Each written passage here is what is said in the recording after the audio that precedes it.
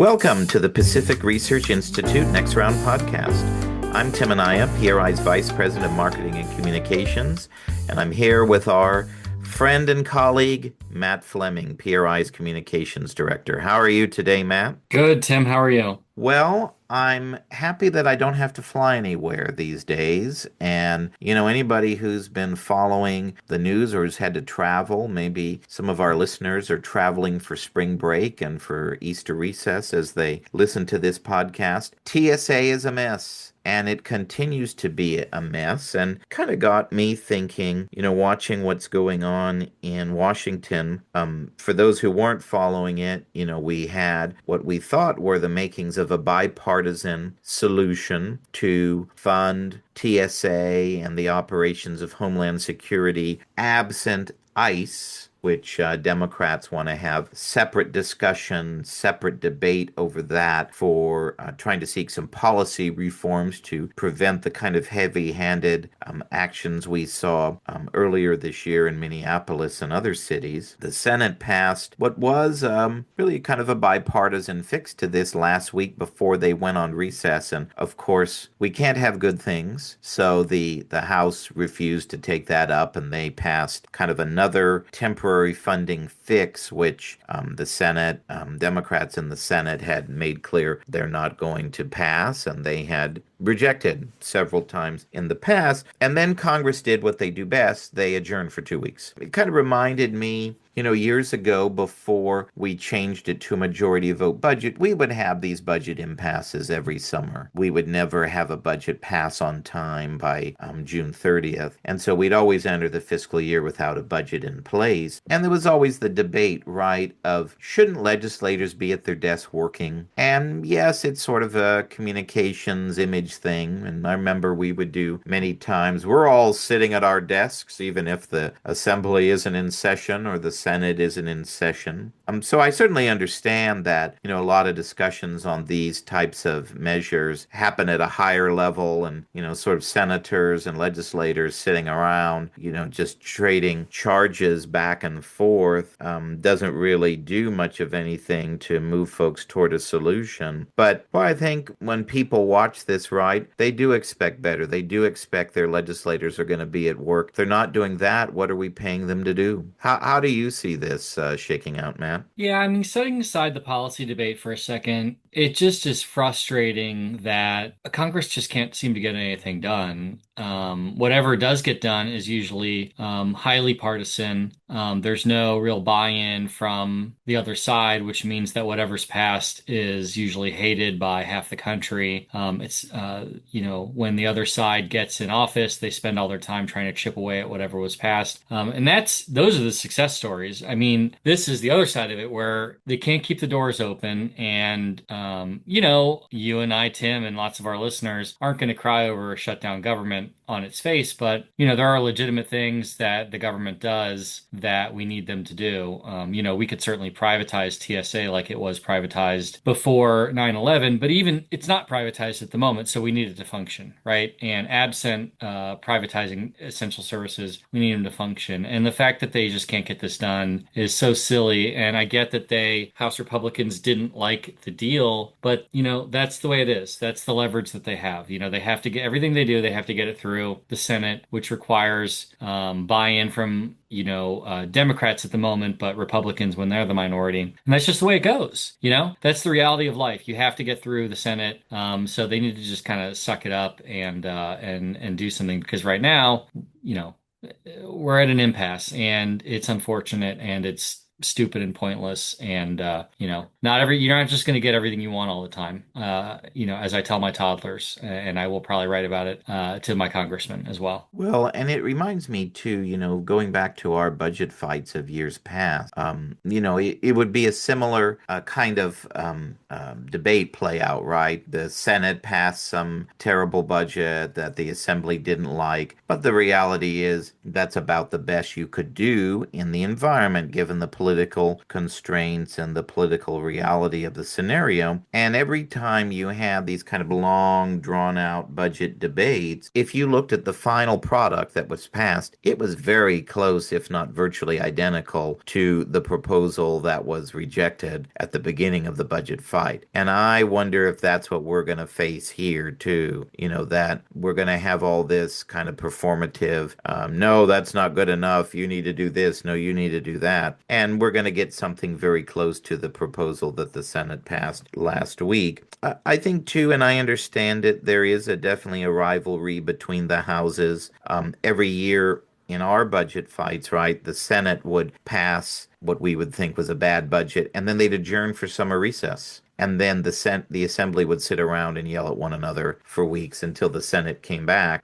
There's definitely some of that here, right? The House members feel like the Senate always, quote, jams them with things that they don't like. But I think it speaks to the bigger problem, Matt, and I know it's one that you've been writing about and thinking about, the great polarization that we have today. And, it makes you wonder, if we had a serious, serious crisis or challenge, would our elected officials today, as they are constituted, could they rise to the occasion and actually pass massive legislation in the moment when needed to in a time of crisis?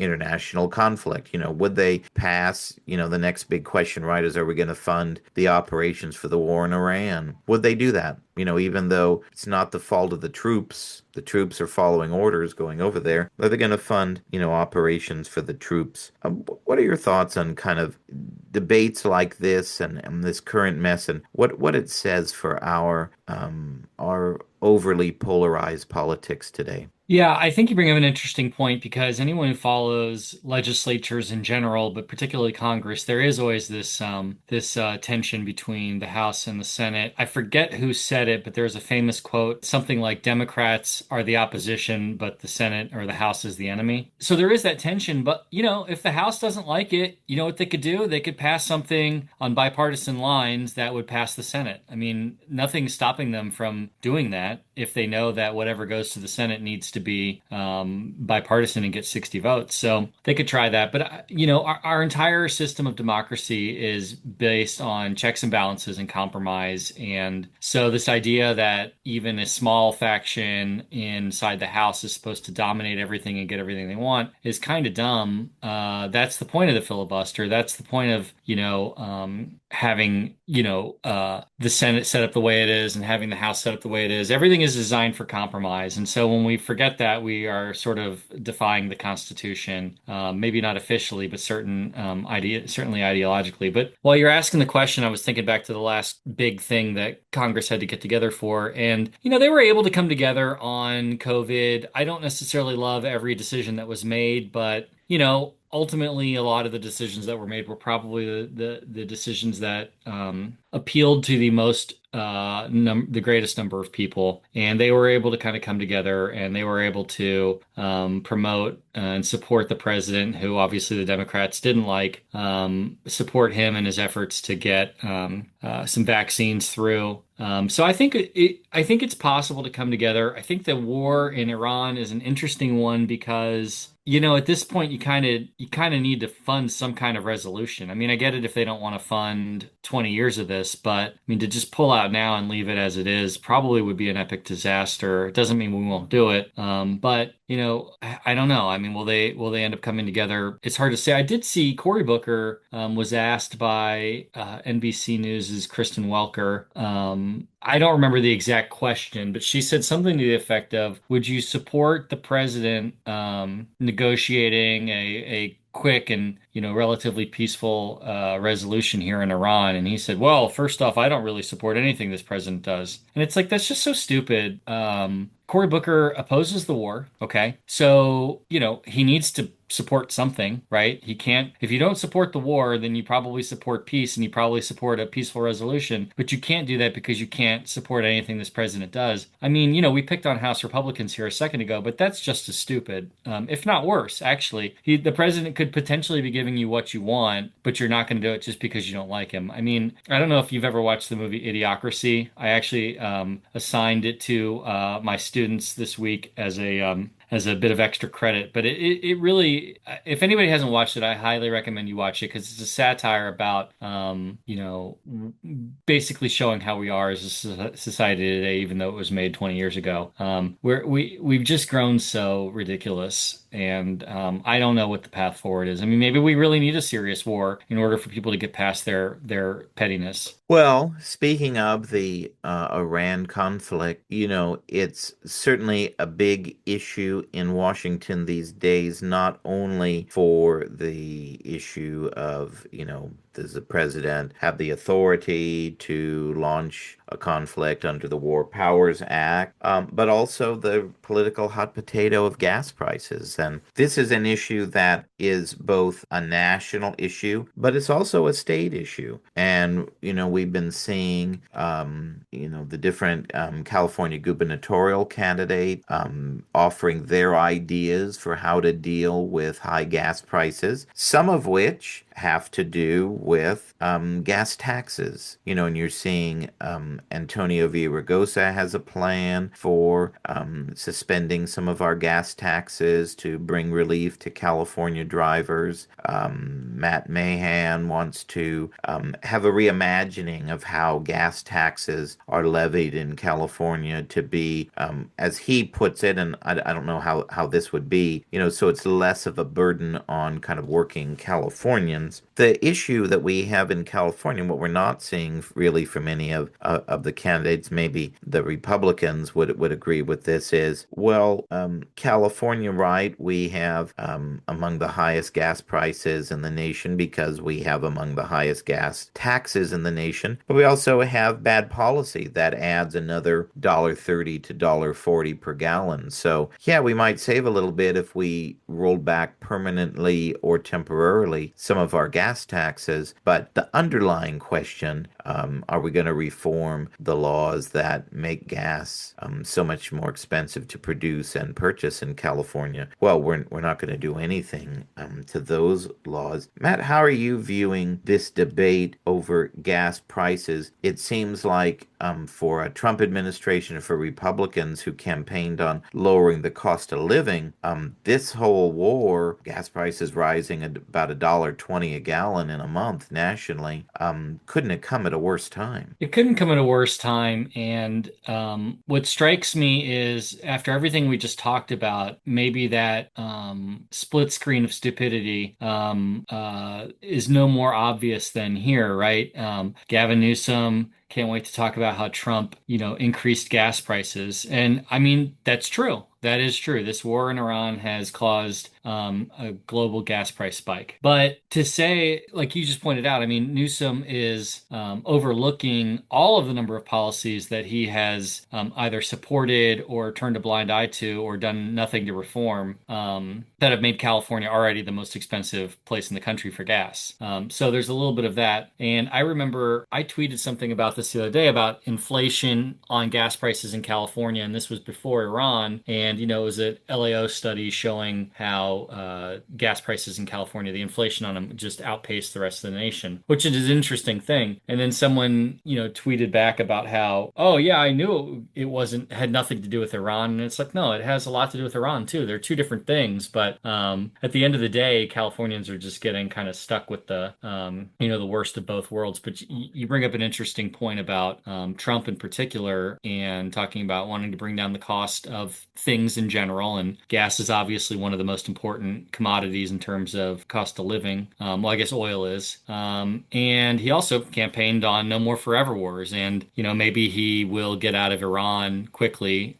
History has shown that that's probably not going to happen. No one gets out of the Middle East quickly, but maybe he can pull it off. And in terms of the gas prices, I mean, presumably a fast resolution to the conflict in Iran will hopefully bring down the cost of gas. But we'll see. Who knows? But yeah, I mean, I think he's highly exposed in terms of violating his campaign promises. Fortunately for him, his supporters don't seem to care what he does as long as he does it. It's sort of an interesting argument, right? That your policies, and in this case, both Trump and Newsom's, are driving up the cost of gas, the cost of living. But let's blame the other guy for it. And I think that in our polarized world, well, unfortunately, too many people aren't looking at, let's have an honest look at the fact and have an honest look at the debate. It's we're just looking to blame the other guy. Yeah, that's exactly right. And we're in a perpetual campaign mode. And after everything we just said, I mean, the obvious question is, so how do you get out of it? And at some point, somebody has to stop being a jerk. Someone has to take accountability. And because Republicans have often been sort of the more moral party, not to say that everything Republicans do is moral and everything Democrats do is immoral, but I would say that Republicans, historically speaking, have campaigned on morals a lot more. You would think that high character would be something that they would strive for, but it doesn't seem to me that they're going to be the first to rise above politics and do act honorably. But also, Democrats don't seem like they're the first who's going to do it either, which is why I just don't really know what the end of it would be. We'll get back to next round in just a moment, but first, are you getting PRI's regular email updates? If not, go to pacificresearch.org and click the sign up button at the top of the page to get the facts you need to fight back delivered every week to your inbox. Every week, PRI sends you what you need to know about what's going on in Washington, D.C. and Sacramento, and gives you the free market ideas needed to save our state and our nation. By going to pacificresearch.org and clicking the sign up button, you can sign up to have Policy Alert, our weekly roundup of all the best ideas from PRI scholars delivered to your inbox. Or you can sign up for event updates so you're the first to know when PRI is coming to your community with great events. So sign up now at pacificresearch.org and click the sign up button at the top of the page to get PRI's content delivered to your inbox each week. Let's talk about the perpetual campaign that seems to be the race for governor of California. And it's an interesting race, I think, but it's interesting in an unusual way this year, in the fact that, A, Californians seem to be not impressed by the field of candidates at all across the board. And B, there's really a incredible lack of interest in the race at all. And here we are sitting on April 1st as we tape this podcast. We're what, 60 odd days, 65 days from the primary election. And of these people, two of these people are going to go to November, and one of them is going to become the next governor of California. What I think has been interesting in dominating the coverage of this race, and maybe it is a sign of how unimpressive or the field of candidates are this year, or how poorly they're being received by the voters. There's an obsession in the political press in California and nationally of playing this political parlor game that two Republicans are going to make the runoff to November in our top two primary system. And there's been countless coverage of this. And some of it is due to the fact that the polling that we have seen in the race shows that the two Republican contenders, Steve Hilton and Chad Bianco, are pretty neatly splitting the Republican vote pretty close to evenly, while the rest of the many Democratic contenders are, the vote is scattered amongst them. Now, I would argue when you see, candidate A is at 16%, candidate B is at 15%, and then candidate C through Z, are at 11, 12, 10, like that. Well, are any of these people really the front runner to begin with? A lot of issues with the polls, right? Starting with the fact that not all of the 50 odd candidates for governor are being polled. We know if you go back to past elections, the Johnny No-Name candidates collectively, yeah, they may get 0.5% of the vote each, but collectively, they're going to get 10% to 12% of the vote, maybe a little more. But what do you make of this kind of media obsession with we're going to have two Republicans in the top two. It's so unlikely for so many reasons. Why does this leading the coverage of our race and not a discussion of the candidates and the issues? It's certainly it's the most sensational story. I think too, as a former journalist, what would you say, Tim? There's 10 relatively top candidates. Does 10 sound about right? Yeah, I think that's about right. I mean, if you're going to write a story about where the candidates stand on housing policy, evaluating 10 housing policy proposals, and then fitting that into a 7, 8, 900 word story is it's pretty challenging, and not in like a hard way, but it's like there's just too much nuance. There's too much to write. Not everyone has a housing plan, right? So there's that. But just in a very functional way, it's hard to kind of wrap your head around the issues and write concise stories about it. So there is that, but it's certainly the most interesting one. There's a lot of fear mongering involved with it. As our friend Stephen Biglio says, it's driven by pollsters. I think it's highly unlikely. No one besides Tom Steyer is really spending a lot of money. Matt Mahan did that Super Bowl ad to make a splash, and he really hasn't done a lot of ads since then. I'm getting a lot of the ads on like Hulu and stuff like that, but we're not seeing a lot of TV ads, and certainly haven't gotten any mail.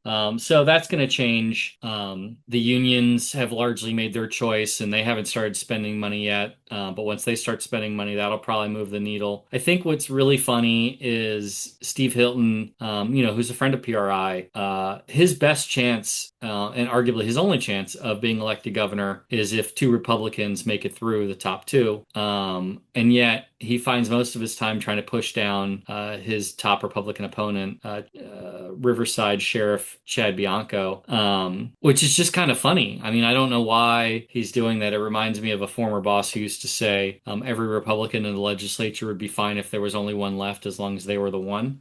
So I don't understand the wisdom of Steve Hilton attacking Chad Bianco that much. But maybe they see something I don't. But it is, another story from Politico today about how Democrats are worried about the top two, and it's silly. And also, I mean, why should Democrats drop? I mean, make your case.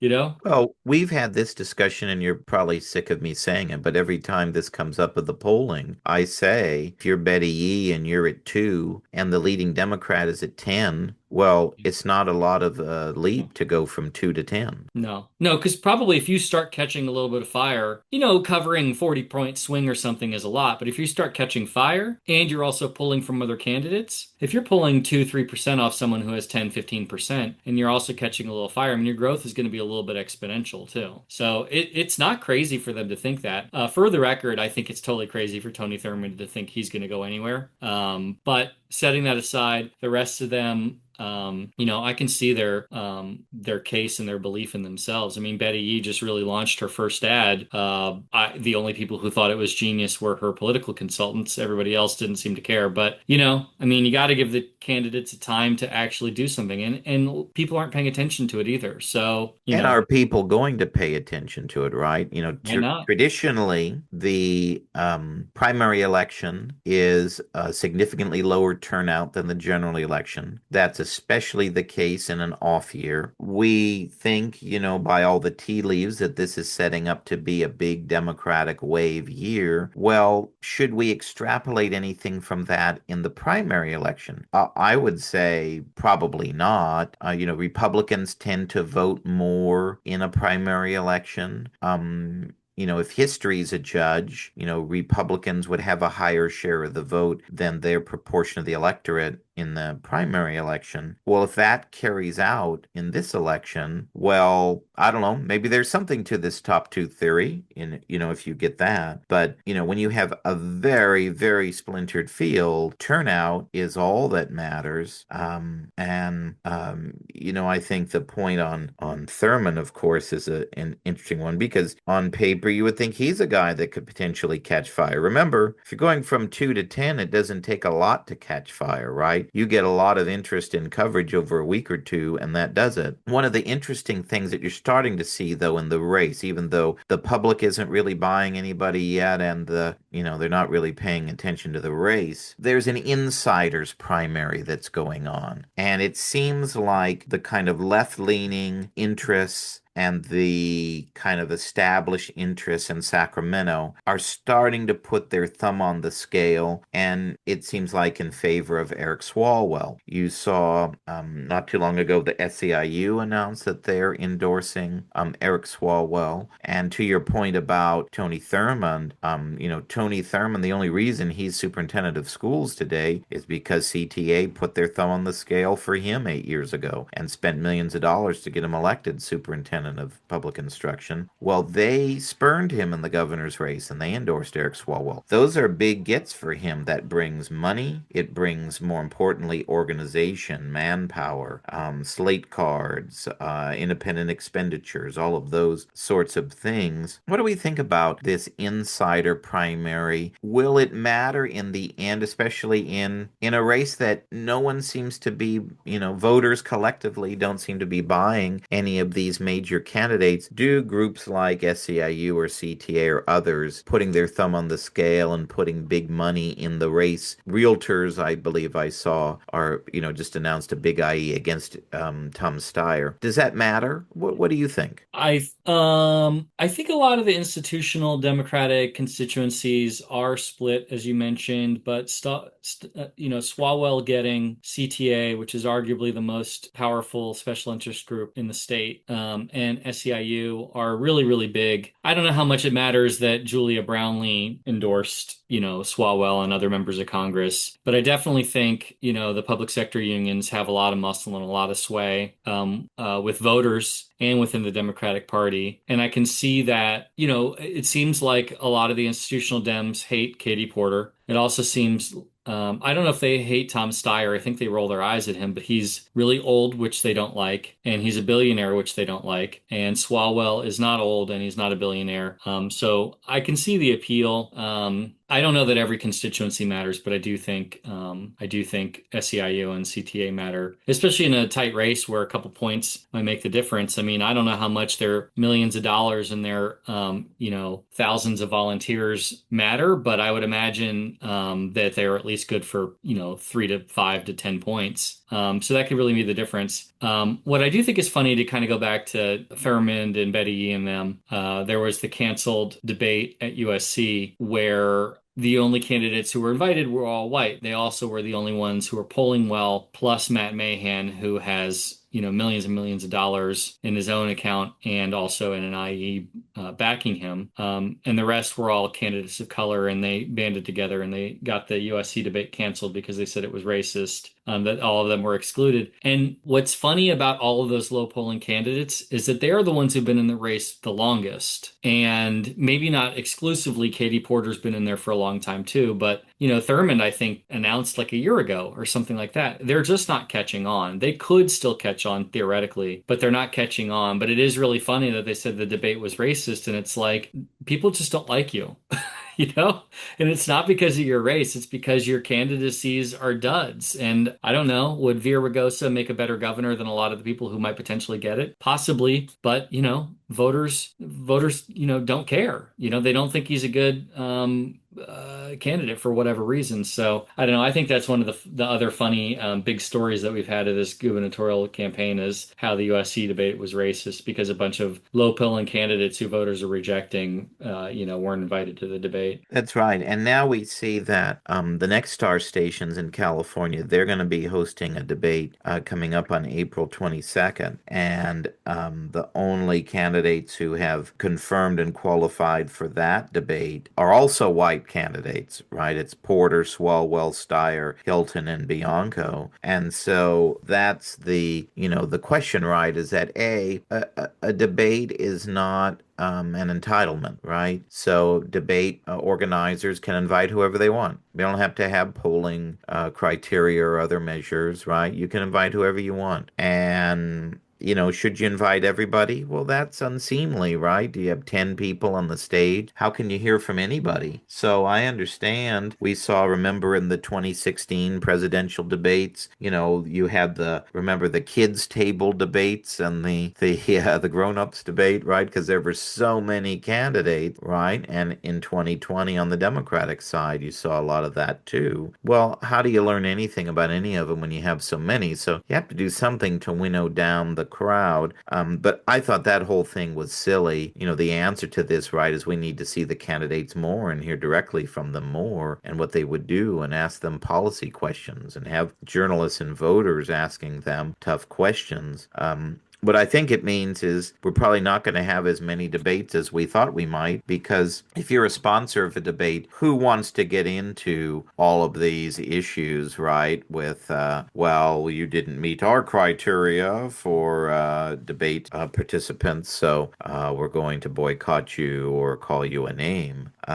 But yeah, if you're at 1%, why should you be on the debate stage? Well, and the irony is that they would say that over there's what 65 candidates who are on the ballot for governor. Why should, Javier Becerra or Betty Yee polling at 1% or 2%, why should they get picked over someone who's statistically at 1%? I mean, if I was USC, I would have just grabbed two random people of color from the candidates very far down ballot and then just put them on and then said, oh, well, we invited some people, just to piss them off. One other thing that I saw this and I was looking for it as we were talking, is there was this is just a Twitter story, but the great Ashley Zavala from KCRA here in Sacramento has asked Matt Mahan and Tom Steyer both what grade they would give Newsom, and both have declined to answer, which to me is an indictment of Newsom, but that's a topic for a different day. And Swalwell's press account, which is a new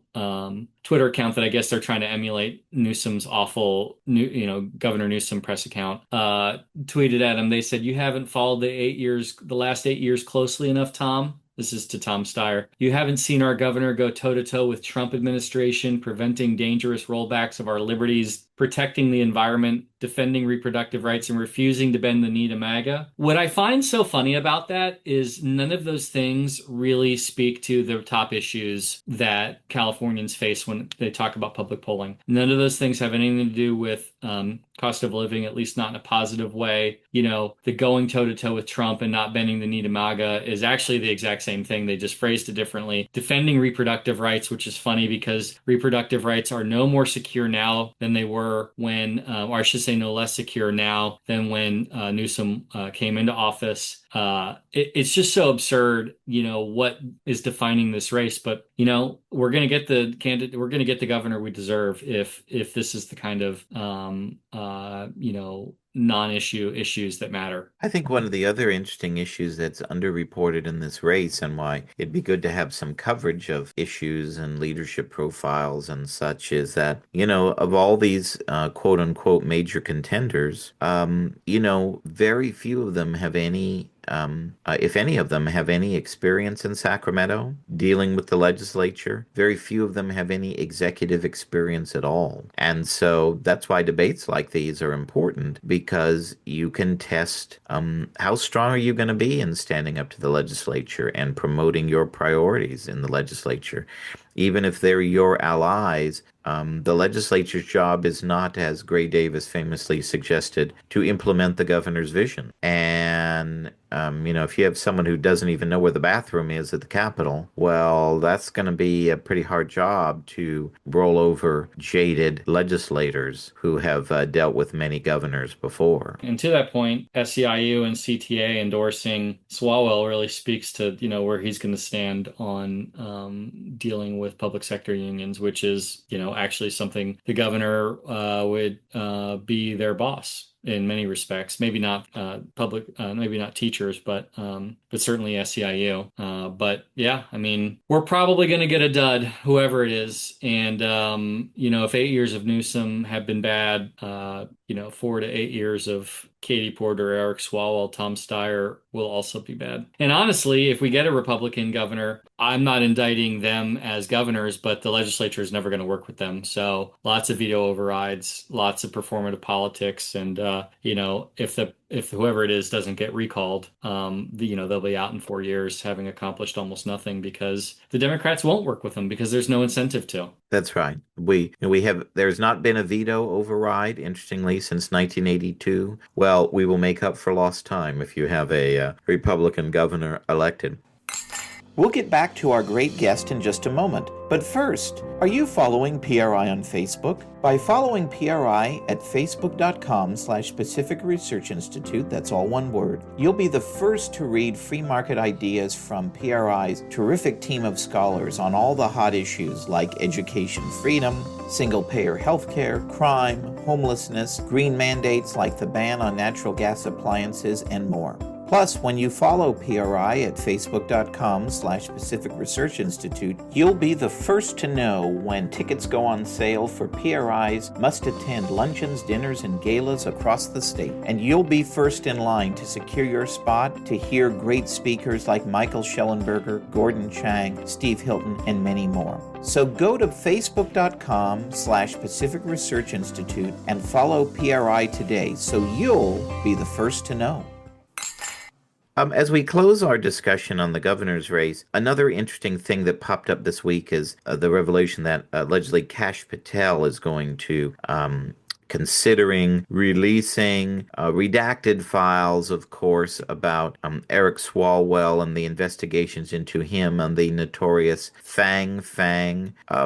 Is that a good thing? I mean, on one hand, voters have a right to know if something untoward happened here that we don't have the full answer to. Well, voters should know that. On the other hand, Swalwell is fighting this tooth and nail, and it kind of makes you wonder from a communications perspective, well, if nothing happened as you say it did, isn't the way to really prove that and put it to bed once and for all is to have all the files released and, prove the proofs in the pudding that nothing really did happen.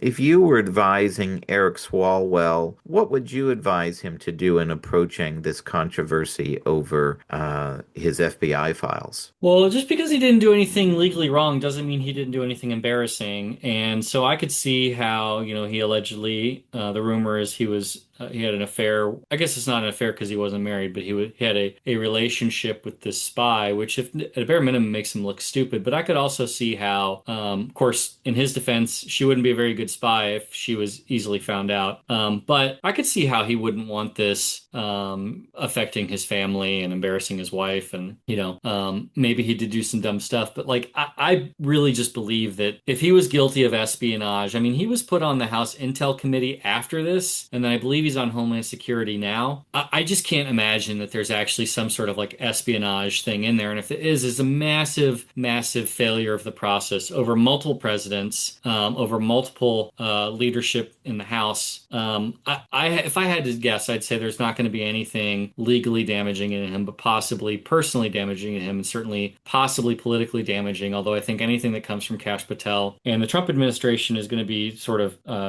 poison fruit in the eyes of Democratic voters in California. I don't think that they're going to take it serious in the same way. Trump voters don't really seem to take anything serious if it's negative about, Trump. And ultimately, look, unless there is some massively missed thing, I think this is a really bad thing for democracy and bad for the country. I mean, it's so obviously political, unless there is truly a smoking gun in there. But I'm going to say I doubt there is, because at the end of the day, I just think that the Department of Justice would have done something more if there was more to do. But as a lover of negative news and a loather of Eric Swalwell, I mean, if there's something really truly damaging in there, I'm happy to read it. Yeah, it definitely will be probably interesting, certainly for political insiders and political reporters. As we close our podcast this week, I want to talk about something that it's been percolating out there in the news for several months now. We just celebrated Sunshine Week, which was the week of March 15th, and that sort of celebrates the importance of open governments and public records. And we have two big incidents in the news where the legislature is doing the opposite. And they do the opposite in a lot of ways when it comes to openness and transparency, despite voters weighing in to make it a more transparent place. The Legislative Open Records Act is far weaker than the Public Records Act that applies to the rest of state government. They do as much, of course, there was the hullabaloo over legislating going on with the use of non-disclosure agreements. So one of them that the aforementioned Ashley Zavala from KCRA has been covering almost single-handedly over the past several months is the rebuilding of the state capitol. And she's been asking a simple question: how much is it costing us? Where are the contracts?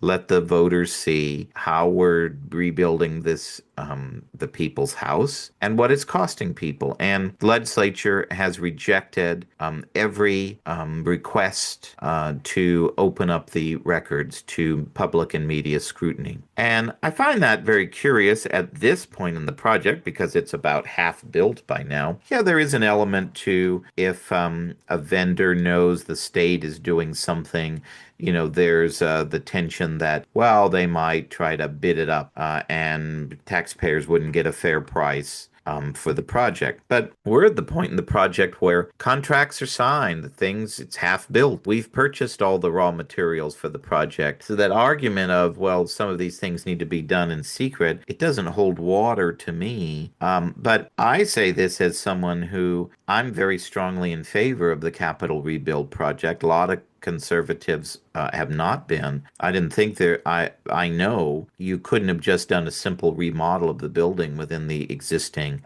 structure of it. You had to blow out and make it bigger and rebuild it for a host of reasons. It just makes you wonder. Other than just because we can, why is it the instinct of legislative leaders to not have this more out in the open as it should be. The same goes to the discussion of how much are we spending on Kamala Harris's security detail. The state of California is footing the bill for that. Yeah, there's issues of, when you get into security details, you don't want to kind of give away certain sensitive information that could affect their ability to properly protect her. But boy, at a raw number, we should know how much California taxpayers are spending for this. Matt, what are your thoughts on this? I think it's unconscionable that they don't tell us how much they're spending on it. The denials that they've given Zavala don't hold water because she's just asking for numbers. She's not asking for contracts or anything else. She's not in terms of Kamala Harris. She's not asking for any sort of privileged security plans or anything. Yeah, I mean they should tell us. I think the fact that they're not telling us speaks to how much they're actually spending. If history is any guide, the Capitol project is going to be severely over budget and probably behind schedule, although it affects them directly, so maybe it'll be on schedule, but just over budget. But we should know. And with Harris, it's debatable whether or not California should be footing the bill for her security detail. This is so she can go on her book tour. I mean, why doesn't her publisher pay for it? I mean, I was reading about this that, every vice president is given 6 months of, security service, Secret Service detail after leaving office. She was actually given an extra 3 months by the Trump administration. Why should California taxpayers pay for this? The Secret Service also determined that she wasn't an immediate security threat, or under an immediate security threat. I shouldn't say that they looked into her as a threat, but you know what I mean. So I just don't get why Californians are paying for it. I mean, there might be a reason for it, and I think they should make the case, if there's a reason for it, but it doesn't sound like there's a reason for it, and there doesn't sound like any reason why we should be paying for it. I'm open to being wrong about that. but they're not making the case. But it really just drives home the narrative that this is just play money to them. They forget that California is bleeding us dry. Even the non-billionaires are getting hit with constant taxes in California, and all for what? So we can pay for her to go on a book tour. Mind you, a lot of her book tour stops were canceled in California because people don't want to go hear her talk about her book. She is a dud, and California Democrats are the only ones who seem to think she's not. It's just crazy to me, Tim. Well, yes, I agree with that. And also, the federal government should be paying for the Harris security detail, if warranted, not state taxpayers. And if the case is not made in the normal course of events that she warrants a federal security detail, then she should pay for it herself. We're not saying she shouldn't have a security detail, but when you do all these things in the dark of night, well, we can't weigh in. We don't know. We're sitting on the sidelines talking about it. When you don't have proper discussions of these and the cost of it among legislators, among especially those serving on the legislative budget committees, well, the case isn't made for why that expenditure is warranted. Well, on that note, we want to thank all of our listeners for joining us this week on Next Round. Go to pacificresearch.org and follow us on our socials at Pacific Research on X. And we hope you'll join us again next week for another episode of Next Round. Have a great Easter holiday for everybody who celebrates, and great Passover for those who celebrate that as well. And for those who don't celebrate, well, we hope you enjoy at least some nice time with your family this beautiful, what should be a beautiful spring weekend. Have a great week. We'll see you next week. If you like this episode, please tell your friends and subscribe to PRI's podcast at iTunes, Google Play, Stitcher, TuneIn, iHeartRadio, and Spotify. And when you're on these platforms, don't forget to give us a big 5 stars. If you don't subscribe to any of these, you can still listen on PRI's YouTube page, youtube.com/Pacific Research 1. That's the number 1. Thanks for listening. I'm Rowena Itchon. Hope you'll come back again for Next Round with PRI.